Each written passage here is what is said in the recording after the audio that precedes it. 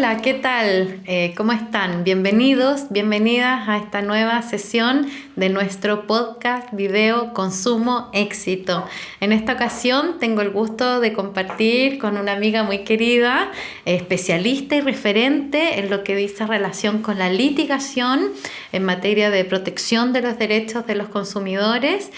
Ha liderado las demandas y procesos judiciales más importantes de casos relacionados con los temas del derecho del consumo.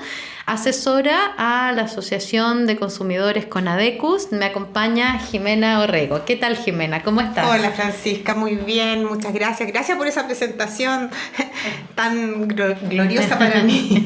Pero por suerte, por cierto, es lo que corresponde, ¿no? Y queremos conversar contigo, con tu mirada, ¿cierto?, de este mundo de las asociaciones de consumidores y la defensa judicial de los consumidores a partir de una asociación de consumidores como un ente distinto del CERNAC, ya que en otro episodio conversaremos con la gente del CERNAC para ver qué es lo que ellos hacen. Cuéntanos un poco, ¿cómo llegaste en primer lugar a este tema en donde hace mucho tiempo atrás nadie hablaba, no era reconocido, no se estudiaba?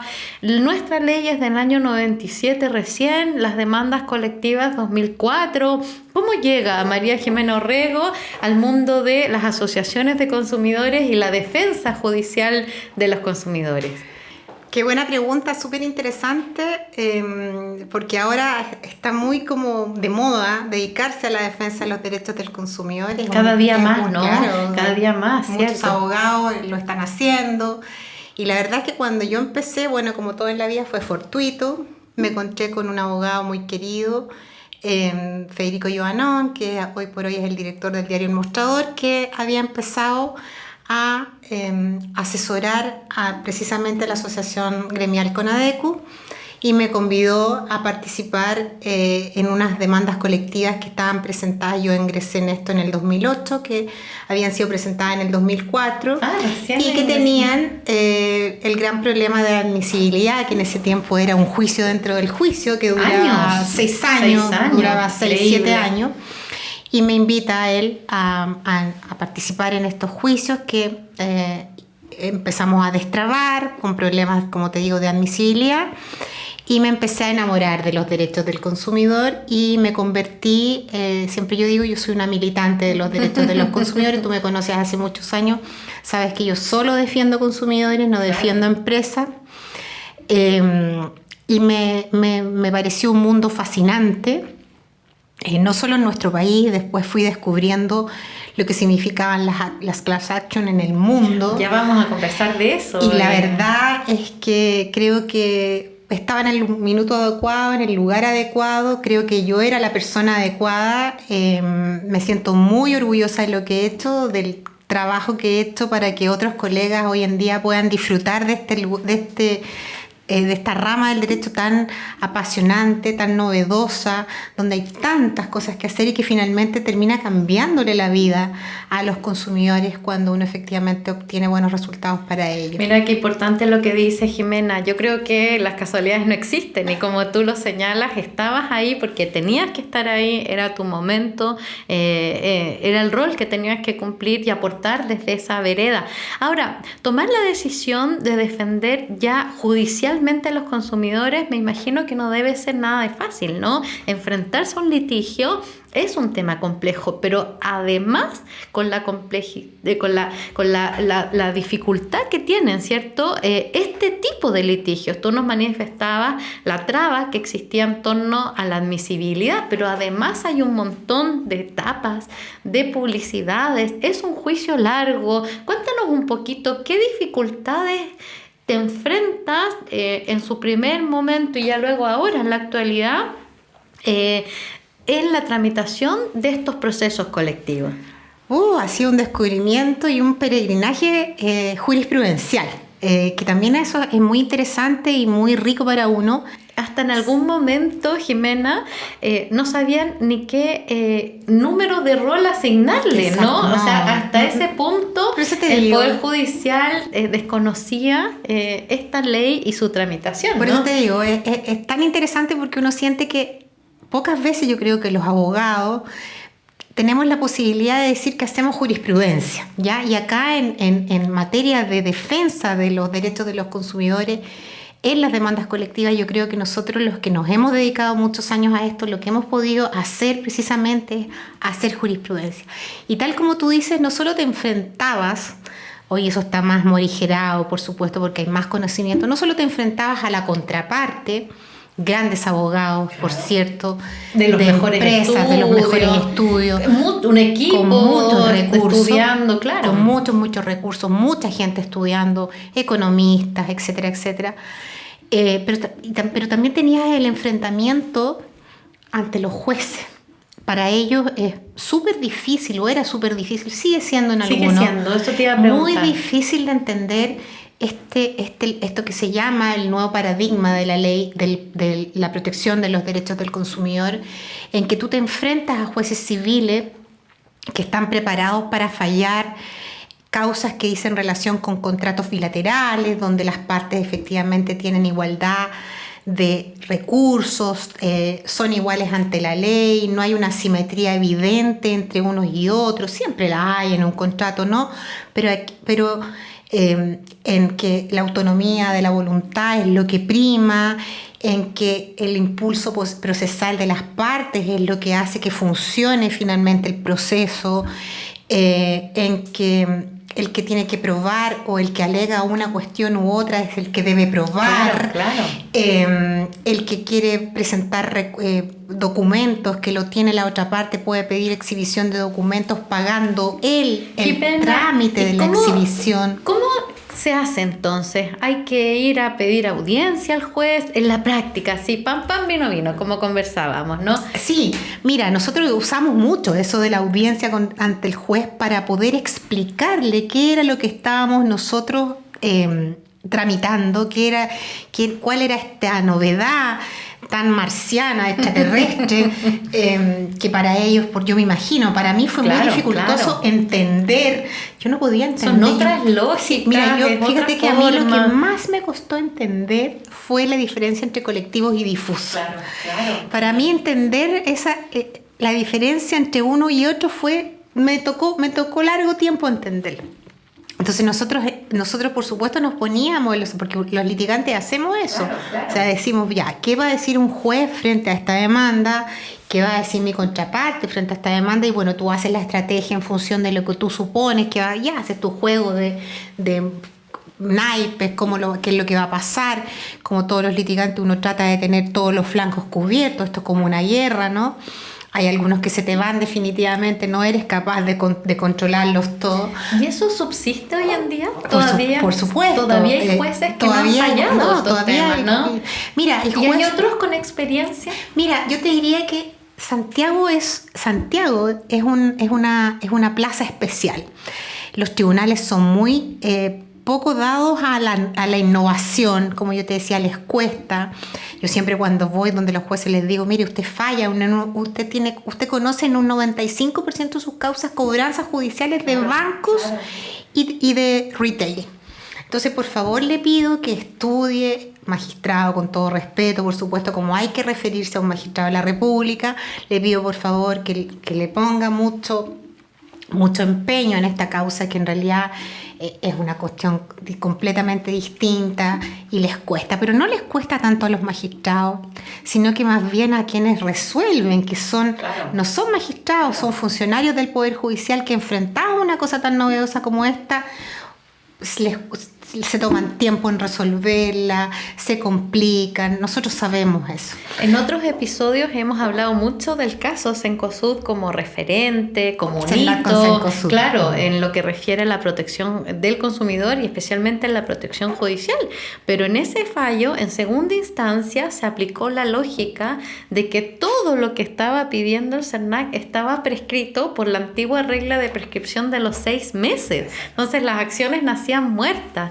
Y hacerle ver eso a la judicatura, yo creo que fue un hito sumamente importante, ¿no? Que luego se reformó, etcétera. Entonces, hasta ese nivel de dificultades ustedes han enfrentado. Las notificaciones, los informes periciales, ¿cómo ven eso?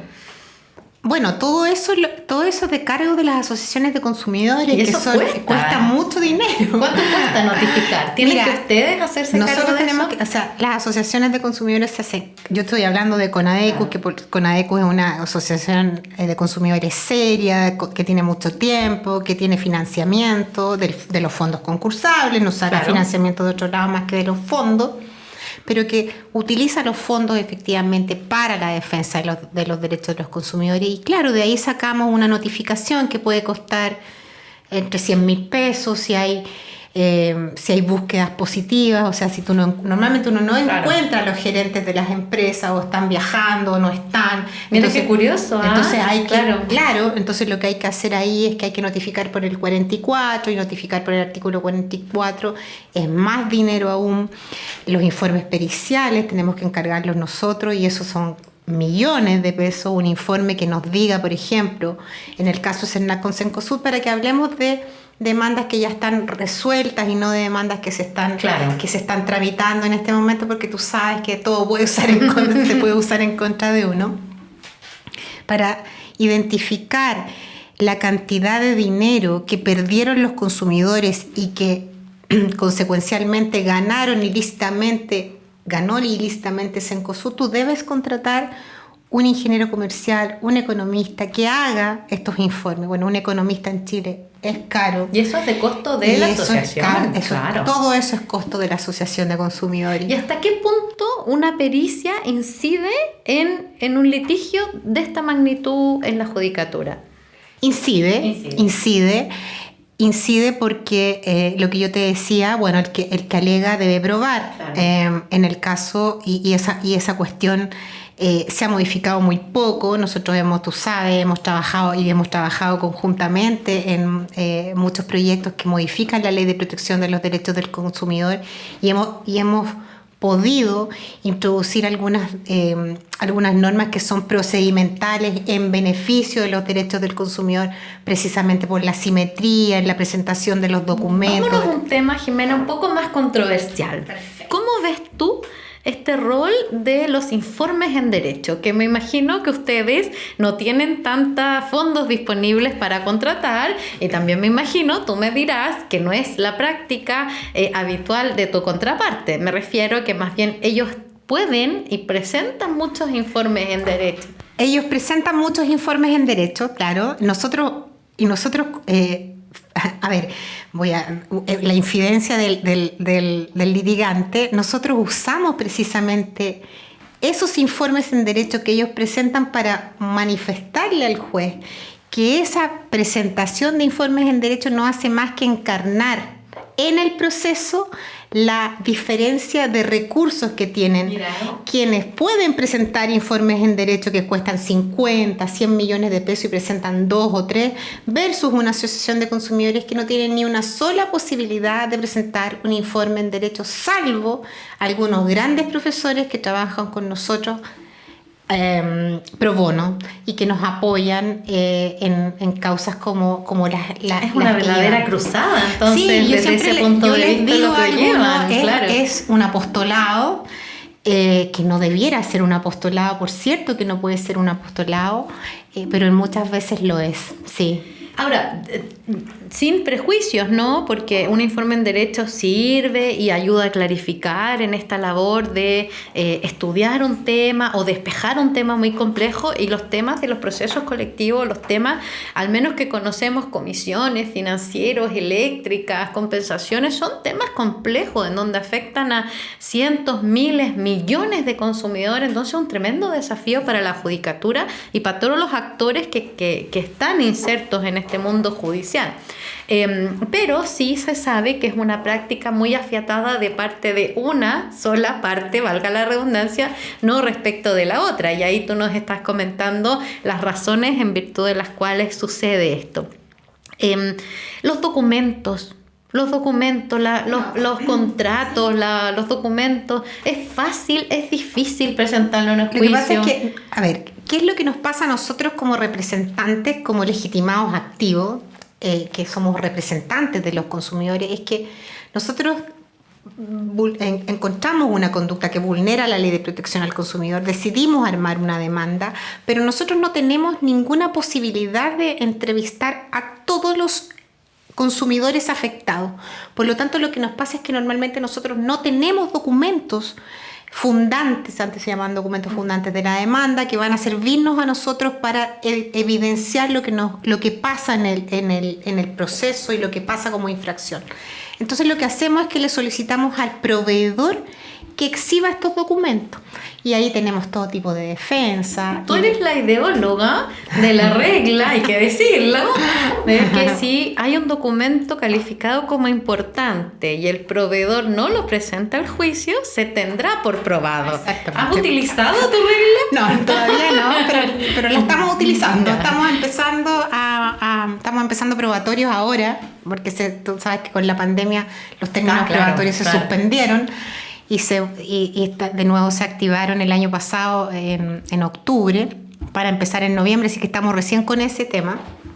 Y claro, porque es una lata, no debiera ser que el legislador reaccione frente a una conducta, pero bueno, la verdad es que lo que ocurre es que siempre los hechos van primero y después va el derecho. Y lo que nos pasaba a nosotros era precisamente, mire, señor, usted me puede mandar el listado de todos los consumidores con todos los consumidores que tienen este producto, con el nombre, el RUT, ni siquiera el nombre, mándeme el RUT, mándeme cuándo lo celebró, etc. No. Nosotros no tenemos el documento llamado listado. Okay. Señor, entonces, ¿me puede por favor mandar todos los documentos que tenga de todos los... Llenaban el tribunal de fotocopias, pero eran así millones de documentos. ¿Me estás contando un caso real? Casos reales de por qué finalmente se me pregunta, y yo trabajo mucho en esta norma o sea, imagínate un juez en su tribunal lleno de documentos que era imposible procesar. ¿Quién va a procesar esa cantidad de información de documentos absolutamente inconexos que uno no sabe de cuándo son? O sea, ellos lo hacían en el fondo para saturar al tribunal, ¿ya? Ese es otro problema que tenemos procesos que no son capaces de contener esta cantidad de información que se requiere al momento de litigar. Tenemos un proceso que está pensado para dos partes iguales. El rol tiene que ser más activo para de una parte de la judicatura. El problema es que el proceso propiamente tal está pensado, nuestro Código de Procedimiento Civil está pensado para dos personas, claro. Para un litigante, para un demandante y para un demandado. Con igualdad de armas. Podrían haber multiplicidad de demandantes o multiplicidad de demandados, pero en función de 5 o 6, nunca en función de 250.000 o de 13 millones en el caso, por ejemplo, del papel confort, que fueron 13 millones de chilenos. ¿Qué proceso podría sostener 13 millones de personas probando, por ejemplo, el daño moral? Hay casos paradigmáticos de demandas en contra de empresas de servicios básicos que los jueces se recusaban porque decían: yo consumo agua, consumo electricidad, por lo tanto no puedo conocer esto, y no sabían qué tribunal era el competente, se cambiaban de región, se cambiaban a la otra, lo mismo con las tarjetas. Qué curioso, ¿no? Sí, claro. Y esto quizás hay que desmitificar que un juez activo, que un juez comprometido con esta visión tutelar de nuestra legislación no tensiona su imparcialidad. Todo lo contrario, ¿no? Esta simetría que intenta corregir el legislador en la contratación, en la publicidad, en el mundo financiero, también tiene que tener un correlato procesal. Y de tu relato parece que eso no ocurriría, ¿no? De hecho, yo siempre, una de mis frases bien típicas era que la simetría propia de la relación de consumo, si no se corregía en el proceso, entonces lo que hacía era perpetuarse precisamente en el proceso, por lo que tú estás diciendo, o sea, porque nosotros no teníamos el dinero suficiente para obtener los documentos, para poder pagar la exhibición de documentos, porque no tenemos el dinero suficiente para hacer los informes necesarios y contrarrestar estos informes con los que presentan los proveedores, porque nosotros no tenemos toda la capacidad económica que sí tienen los proveedores. Entonces, mientras eso no se resolviera, que se ha ido resolviendo poco a poco, porque bueno, las modificaciones legales son así, son lentas. Claro. Y años de tramitación. y tal como tú me dices, ¿has podido aplicar tu norma? No es mi norma, pero bueno, ¿has podido aplicar tu norma? No, todavía, o sea, estamos intentando ahora pedir que se aplique. Jimena, a propósito de esto, quería hacerte una pregunta también relacionada con otra de tus normas de la ideóloga, que desafía también los conceptos clásicos procesales de que las partes son partes y no testigos, ¿no? Pero en estos juicios en donde los ausentes actúan bajo representación, que sería la lógica de los consumidores, las consumidoras en representación, representados, por la Asociación de Consumidores o el CERNAC, que también podemos conversar con eso. ¿Cómo ves tú la relación asociaciones de consumidores CERNAC? Los consumidores pueden declarar como testigos, ¿no? ¿Y esto lo has aplicado? Ahora sí, ya tengo presentada, claro, presentamos lista de testigos y declararon los consumidores, los trataron de tachar. El magistrado no sabía, no conocía la norma. ¿Por qué es importante que un consumidor declare como testigo? Porque la verdad es que quién más que el consumidor sabe lo que le pasó, sobre todo lo que dice relación con el daño moral. ¿En qué caso? De eso te iba a preguntar. Claro, ¿en qué temas? ¿En qué instituciones? Porque nosotros, todo lo que dice relación con los daños patrimoniales, es decir, lo que efectivamente le costó al consumidor que le cobraran la comisión más alta, nosotros tenemos la facultad, tenemos la facilidad, tenemos los elementos como para llegar a eso. Obviamente, obviando, valga la redundancia, todo el tema de lo caro que nos sale, pero podemos hacerlo sin consumidor. Pero el daño moral, lo que sufrió el consumidor, la dignidad, porque lo que pasa es eso. Claro. O sea, el consumidor siente que le pegaron un portazo, que le robaron, que fue el robo hormiga de la industria. Yo siempre lo digo cuando ellos hablan de yo siempre digo, bueno, ese es el robo hormiga de la industria, los 30 pesos, los 40 pesos, que el ajuste sencillo, que la comisión, que la cosa, esa cosa así como torcida, rara. ¿Cuántos consumidores declaran?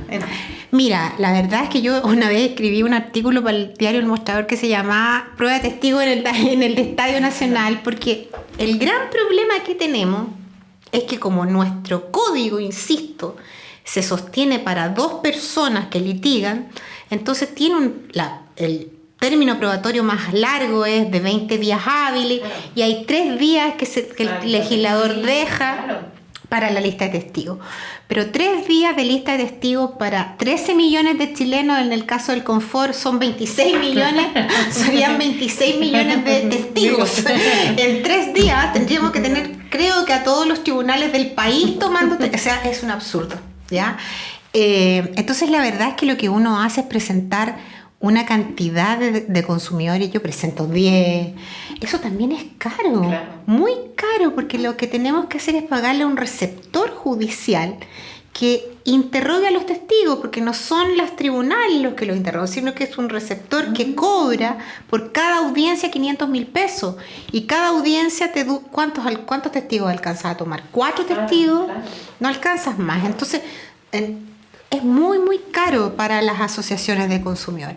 Pero sí hacemos el esfuerzo de presentarlo, básicamente para dejar el punto que tú dices. O sea, presentamos testigos consumidores porque queremos dejar el punto, plantear el punto frente al tribunal de que esas personas que son consumidores no tienen inhabilidad por serlo. Claro, es curioso el fenómeno porque son parte ausente, pero en el fondo declaran como testigos.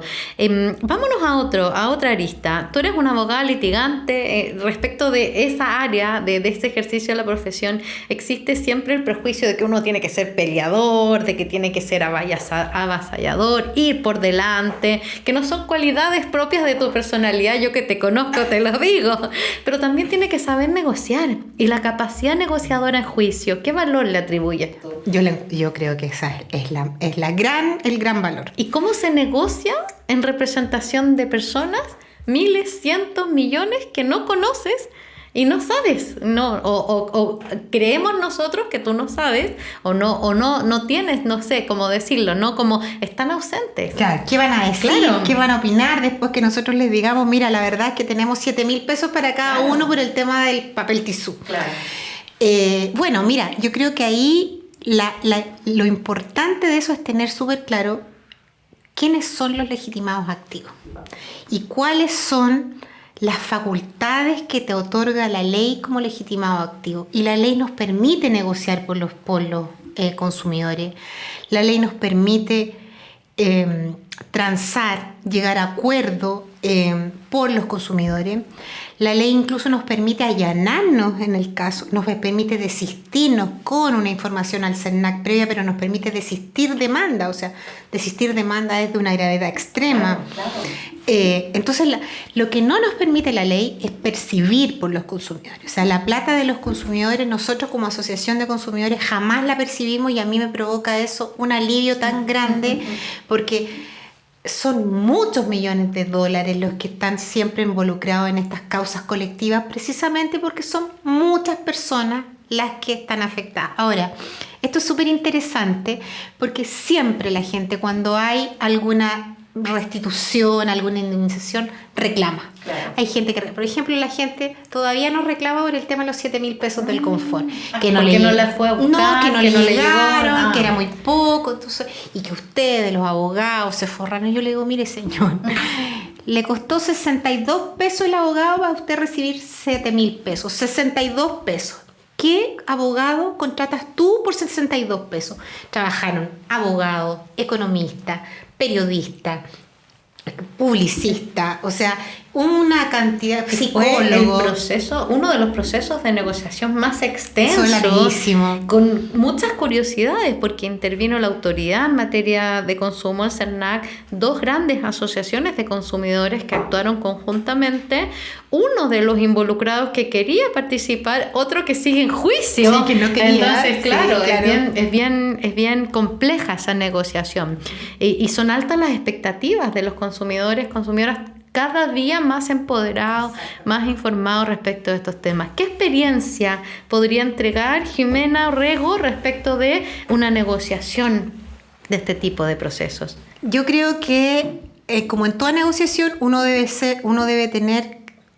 A mí me gusta siempre separar. Yo creo que uno debe separar lo que es la cosa personal, el juicio, con lo que uno va a negociar. Y eso significa, de todas maneras, no caer en la ansiedad. Siempre la ansiedad, que significa lo que tú dices, o sea, porque si uno se pone a pensar, chuta, tengo 13 millones de personas encima, ¿qué les va a parecer a estas personas?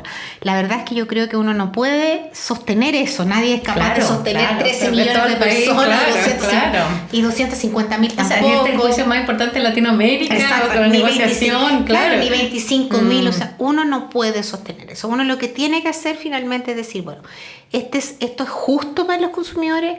Nunca es justo. Lo justo es que los proveedores no abusen. O sea, eso es lo justo.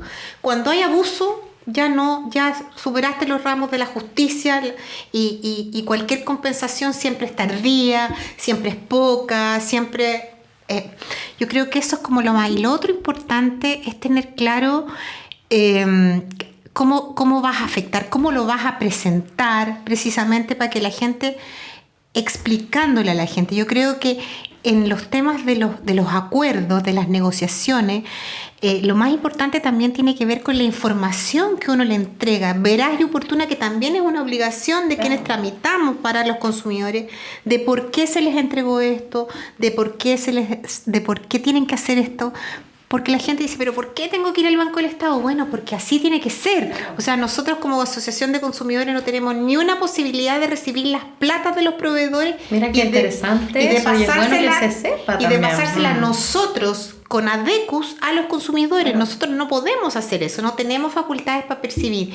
Y yo en eso he sido majadera con muchos de mis colegas abogados de grandes corporaciones, de grandes empresas, a quienes les digo, nosotros no podemos percibir. Y de hecho, en la última reforma, tú sabes, está la figura del del tercero que ayuda, claro. ¿cómo es que se llama? El facilitador del acuerdo.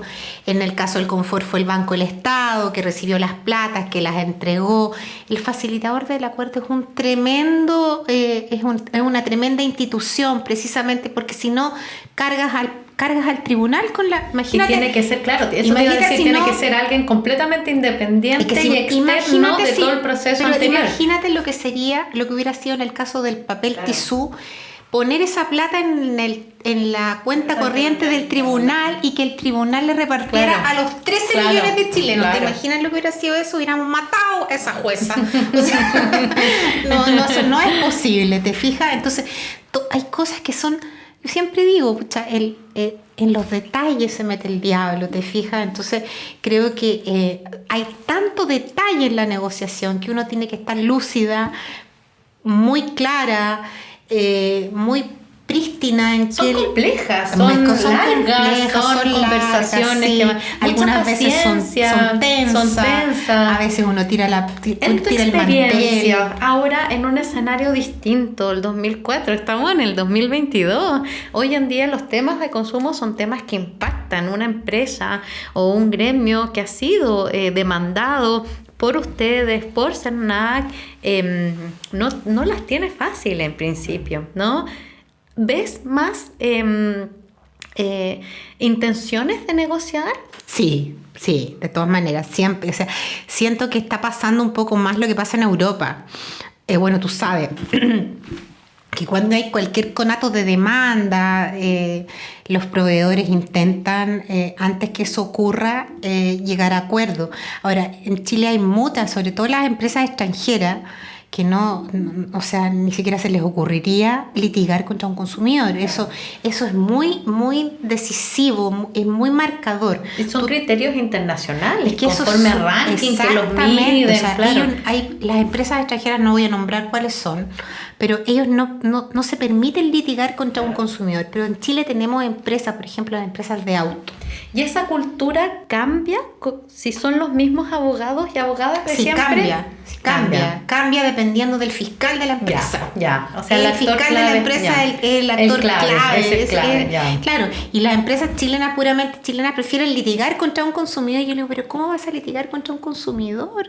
Pero si es un consumidor, además que no se es le solo echó a perder lo el auto, judicial, está recién comprado, es lo comunicacional, es lo auto. reputacional. Claro. Todavía les cuesta a las empresas de capitales chilenos. Les gusta pelear, son peleadores, sí. Y cuéntanos, vámonos a otro tema controversial. Hablábamos de que le costó 62 pesos, nos costó a todos los afectados por la colusión del papel tissue, 62 pesos la representación de ustedes en este proceso de negociación extrajudicial con validación judicial en la parte de la empresa que decidió acogerse a esta negociación. Todavía sigue el otro proceso respecto de la otra empresa. ¿Cuánto hay un prejuicio, ¿no? Respecto de las costas, ¿sí? De los abogados, es que uno no sabe mucho de asociaciones de consumidores, de que ganaron mucho dinero, sobre todo en esta negociación de que nos forramos, eso claro. Hubo una regulación de parte del Ministerio de Economía porque el CERNAC no tenía competencia para ver esos temas, no podía pronunciarse, solo dispone de los fondos concursables, como comentábamos. ¿Cómo ves tú eso? Mira, yo lo entiendo, lo veo muy injusto, sobre todo lo veo injusto porque quienes más nos critican son precisamente las empresas, ¿ya? Y normalmente cuando eso pasa, yo le digo, bueno, transparentemos cuánto le pagan usted a sus abogados, considerando que además están pagando precisamente con el dinero que mal obtuvieron de los consumidores. Yo en ese sentido, aunque tú tengas una tan buena referencia respecto de mí, creo que soy bastante dura en mi forma de tratar cuando estoy convencida que algo corresponde que se haga. Bueno, tú dices las cosas. Sí, digo las cosas, sí, eso es verdad, las digo. Y ahora, frente al público, por supuesto que para ellos es muy difícil de entender. No ganamos malos honorarios, eso sería mentir. Tampoco nos forramos, somos ricos ni mucho menos.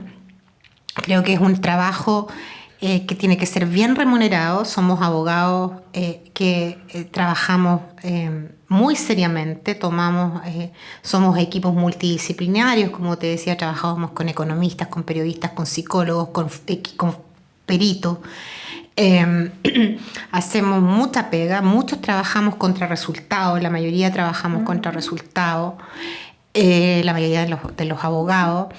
Hay una parte, normalmente, tú sabes que los honorarios pertenecen al cliente, por lo tanto nosotros no nos llevamos los honorarios, el cliente es el que se lleva los honorarios y nosotros después le cobramos a nuestro cliente. Las asociaciones de consumidores tienen la obligación de transparentar lo que le pagan a sus abogados, ustedes, a sus como economistas. buena práctica, exhibían su contabilidad nosotros, también en la página web. Exactamente, exhibimos la contabilidad. Ahí hay un tema mucho de información, mucho de transparencia y probablemente algo de prejuicio. Para ir terminando, Jimena, en beneficio del tiempo, ¿qué desafíos ves tú ahora desde tu experiencia larga en estos temas? ¿Qué es lo que se esperaría de un abogado, de una abogada que representa a los consumidores en un juicio? Yo creo que tiene que tener, como en todas las cosas de la vida y en esta profesión tan linda que compartimos, yo esperaría que se encantaran con los derechos del consumidor, que les gustara la rama del derecho al consumo. Me encantaría que más gente joven se interesara, más mujeres se interesaran. Me gustaría que los procesos fueran orales. Yo sueño con que los procesos de consumo fueran orales. Oralidad. O sea, creo que eso haría... reforma. Exactamente, creo que la reforma al Código de Procedimiento Civil va a beneficiar al procedimiento colectivo de los derechos de los consumidores de manera importante. Eso va a hacer, por supuesto, que la litigación aumente y que por lo tanto haya más gente litigando, así como las causas, por ejemplo, contra la ISAPRE, qué sé yo, que la gente ya reclama porque no quiere seguir pagando esta cantidad de plata, ¿te fijas? Yo espero eso, espero que se inunde y también espero, bueno, que producto de esta judicialización a la que los proveedores le tienen tanta tirria, bueno, ellos bajen también sus niveles de vulneración a la protección de los derechos de los consumidores. Así que en otros episodios conversábamos de esta importancia de la cariz preventiva, ¿no? Mediante planes de cumplimiento, que quizás sea una forma de mitigar posibles riesgos o prevenir, en el mejor de los casos, un riesgo tan alto como lo que involucraría el ejercicio de una class action. Gracias, Jimena, por acompañarnos en este episodio. Te lo agradezco mucho, me entretuve mucho, se me pasó volando, así que fue una muy grata conversación y yo los dejo a todos y a todas ustedes muy invitados para nuestro próximo capítulo de Consumo Éxito.